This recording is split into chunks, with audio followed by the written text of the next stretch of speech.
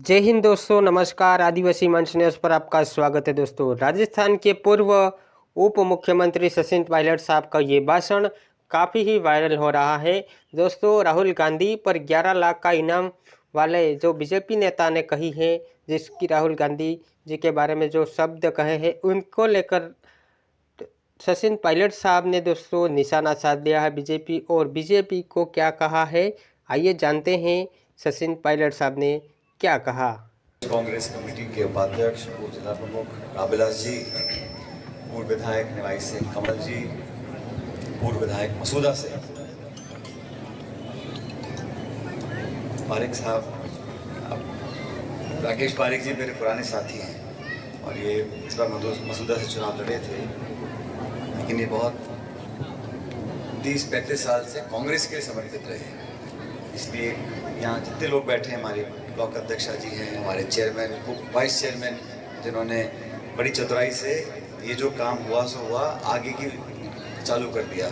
ये तो आज उसका उद्घाटन फीता काटा ही है, वर्मा जी ने आगे लिस्ट बनाई। लेकिन मुझे खुशी है कि बच्चों के लिए जो पढ़ाई के संसाधन में मैंने हमेशा से ये कोशिश करी है, जहाँ से भी मैं सांसद विधायक रहा, कि गाँव में सबसे पहले तो मूलभूत सुविधा होनी चाहिए, पीने के पानी की, बिजली की, और उसके बाद जो बच्चों की पढ़ाई के लिए संसाधन होते हैं। अब स्कूल में बच्चे शिक्षा कैसी मिलती है वो उस पर निर्भर करता है कि संसाधन कैसे हैं, मास्टर कैसे हैं, कमरे कैसे हैं, बैठने की जगह, पढ़ाई की जगह। मुझे इतनी खुशी है इन कमरों के अंदर जो कंप्यूटर लगे हुए हैं, कि आज मोबाइल का ज़माना है, इंटरनेट का ज़माना है।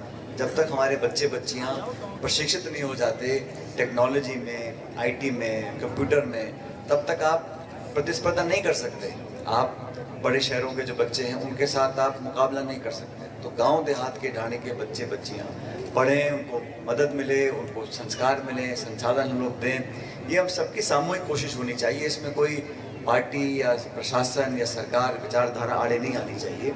जब चुनाव खत्म हो गया, जनता का आदेश आ गया, किसको सत्ता में रहना है, किसको विपक्ष में रहना है, ये तय हो गया, तो फिर अपनी अपनी विचारधारा के तहत लोगों के विकास के, निर्माण के, प्रगति के इन कामों पर जोर देना चाहिए। इस प्रकार की राजनीति हमें देश प्रदेश में लागू करनी चाहिए। और ये बात मैं इसलिए बोल रहा हूँ क्योंकि यहाँ काफ़ी स्कूल के बच्चे बैठे हैं। इन बच्चों को हम क्या दिखा रहे हैं और क्या संस्कार दे रहे हैं। किताब में मास्टर क्या पढ़ा रहा है वो तो 2-3 घंटे पढ़ते हैं, 4 घंटे दिन में, लेकिन घर में, गाँव में, परिवार में, पड़ोस में हम लोग अपने बर्ताव से, अपनी बोली से, अपने कर्मों से क्या प्रभाव डाल रहे हैं वो ज़्यादा महत्वपूर्ण है। इसलिए हम लोग जो सोचते हैं कि हमारे बच्चे पोते अच्छे बने, अच्छी पढ़ाई करें, लेकिन घर में माहौल हम खराब रखें, अच्छी भाषा का प्रयोग नहीं करें, उल्टे सीधे काम करें, तो कैसे उम्मीद रखें कि हमारे बच्चे पोते जो है अच्छे इंसान, अच्छे नागरिक बनेंगे।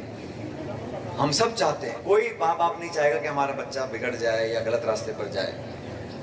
तो हम अच्छे स्कूल में पढ़ाने भेज देते हैं, लेकिन हम खुद क्या करते हैं, हमारी भाषा कैसी है, व्यवहार कैसा है, बर्ताव कैसा है, कर्म कैसे हैं। हम काम तो कर उल्टे सीधे और उम्मीद रखें कि हमारे बच्चे बहुत अच्छे बनेंगे और बहुत जिम्मेदार बनेंगे, ऐसा संभव नहीं है। इसलिए संस्कार देना परिवार का काम है, और परिवार कोई एक कुटुंब नहीं है। परिवार पूरा गांव, पूरी पंचायत, पूरा समाज, सभी लोग होते हैं उसके अंदर। तो अच्छा माहौल रहे, विवाद खत्म हो। जिस प्रकार की बातें आज हम देखते हैं टेलीविज़न में, सोशल मीडिया पे, उसे देखकर दुख होता है कभी कभी कि हम क्या बताना चाह रहे हैं और क्या अगली पीढ़ी को छोड़कर जा रहे हैं। आज से 20-30 साल पहले अलग ज़माना था, अलग माहौल था।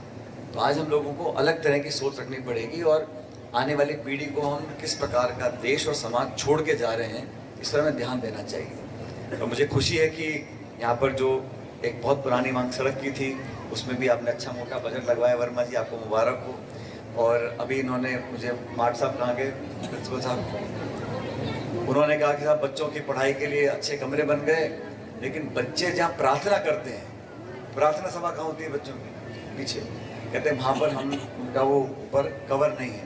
तो आप चिंता मत करो, उनके लिए बढ़िया सा टीन शेड मैं मेरे कोटे से लगाऊंगा, ताकि धूप बारिश में बच्चों को दिक्कत नहीं हो। ये सब काम होंगे, तो कोई दिक्कत नहीं। बाकी भी आपने मुझे बहुत सारे कहा, अतिक्रमण हो रहा है कहीं खेल मैदान का, उसमें भी हम चार दीवारी का काम करवाने का काम करेंगे। सारे विकास के काम भी आपके होते रहेंगे।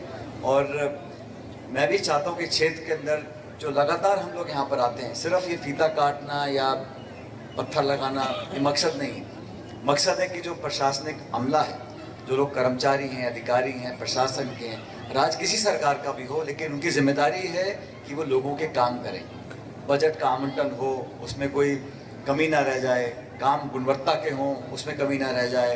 तो ये निरंतर, क्योंकि आप जब तक संपर्क सीधा नहीं रहेगा तो जानकारी नहीं मिलती है। जिस समस्या की जानकारी नहीं है उसका समाधान कैसे होगा?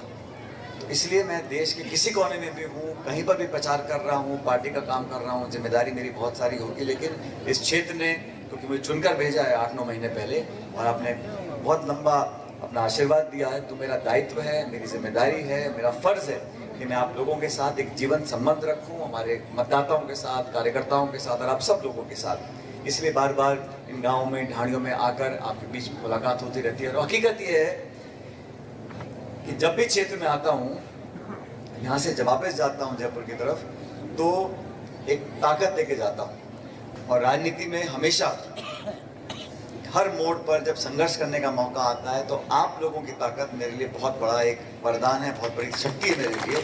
इसलिए मैं बार बार यहाँ खिंचा चला जाता हूँ और मैं बोलता हूँ जिलाध्यक्ष जी को, रामविलास जी को, मैंने कहा भाई उस गांव में, उस पंचायत में वहाँ वो काम रह गया, कुछ निरीक्षण करना है, कुछ शिलान्यास करना है, कोई उद्घाटन करना है, और कोई किसी के जिम लेके जाके बैठ के कोई दिक्कत नहीं। तो मुलाकात होती रहती है और यही एक माहौल रहता है जिससे एक जनप्रतिनिधि और लोगों के बीच में एक मजबूत संवाद कायम रहता है।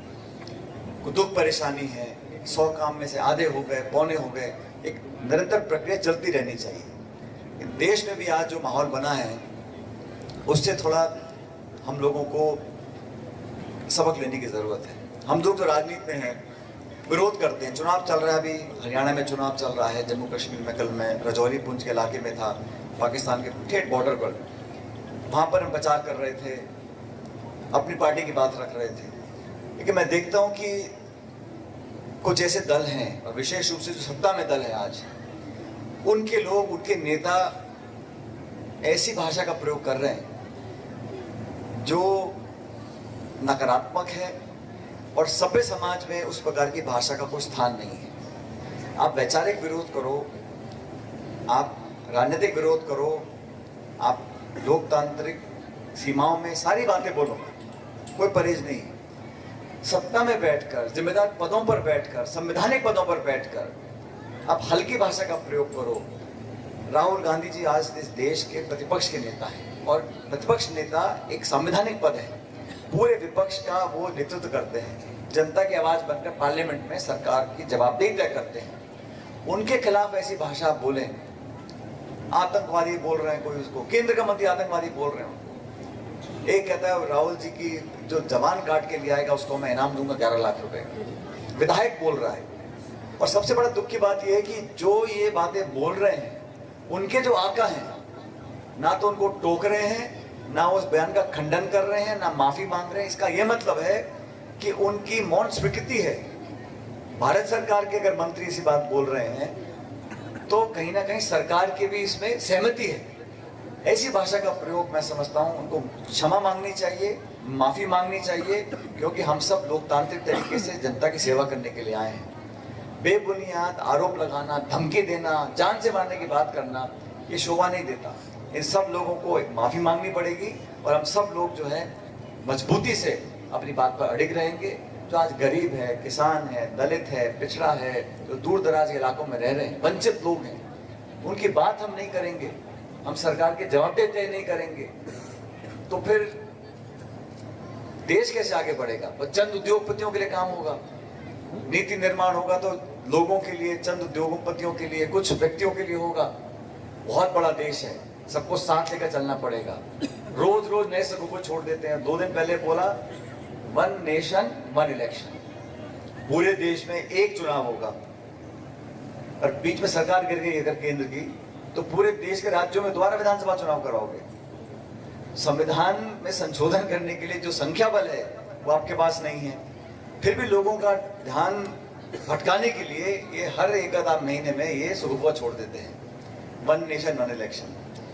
ये जो है ये सिर्फ लोग सवाल ना पूछें, लोग जवाबदेही तय ना कर पाए, इसीलिए इस प्रकार की बातों को बोला जाता है। कोई दम नहीं है।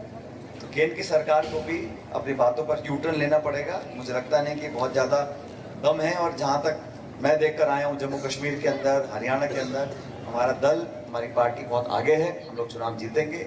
और राजस्थान के संदर्भ में मुझे लगता है कि सरकार बने 9-10 महीने हुए हैं। अक्सर 3-4 साल के बाद लोगों में मायूसी आती है, सरकार काम नहीं कर रही है। अब 10 महीने हुए नहीं है, सारे काम। इस गर्मी में आपने देखा क्या हाल हुआ था मई जून के महीने में। ना बिजली, ना पानी, कटौती, कोई चिंता किसी को नहीं, अधिकारियों को डर किसी का नहीं। सत्ता के इतने सारे केंद्र बन गए, पता ही नहीं कौन किसके हाथ में ताकत है, कौन ट्रांसफर कर रहा है, कौन बजट दे रहा है, कौन भाषण पढ़ रहा है, कौन नहीं पढ़ रहा, कौन मंत्री है, कौन नहीं है। इस भूलभुलैया में टाइम बर्बाद कर रहे हैं। तो लोगों की उम्मीदों पर खरा सरकार नहीं उतर पा रही, इसका मुझे भी खेद है। आप चिंता ना करें। जहाँ तक इस क्षेत्र की बात है, आप लोग जो जो काम मांगते रहेंगे, सड़क का, भवन का, उन सब कामों को हम कराएंगे। लेकिन पहली प्राथमिकता ये बच्चे बच्चियां बैठे हैं, अच्छा पढ़ें, अच्छी शिक्षा लें, अपने पैरों पर खड़े हों और देश प्रदेश हम सब का नाम रोशन करें। ये सबकी कोशिश रहेगी। आज इन भवनों का उद्घाटन किया, उसके लिए आपको बहुत बहुत धन्यवाद। अभी अंदर कंप्यूटर लगे हैं, ये चलते हैं, इनको पढ़ाने वाले लोग हैं कि नहीं हैं? हाँ बच्चों, कंप्यूटर पढ़ाई होती है ना? ठीक है। अब आपके लिए जो प्रार्थना का इलाका है उसको मैं कवर करा दूंगा, और भी बच्चों को जो हम सारे काम कराएंगे। आप सबका बहुत बहुत धन्यवाद। राम राम से। दोस्तों, इस तरह से सचिन पायलट साहब ने वहाँ पर अपनी बात को रखा, साथ ही अपनी बात को वहीं पर विराम दिया। आज के लिए इतना ही। जय हिंद, जय जोहार, जय भील प्रदेश।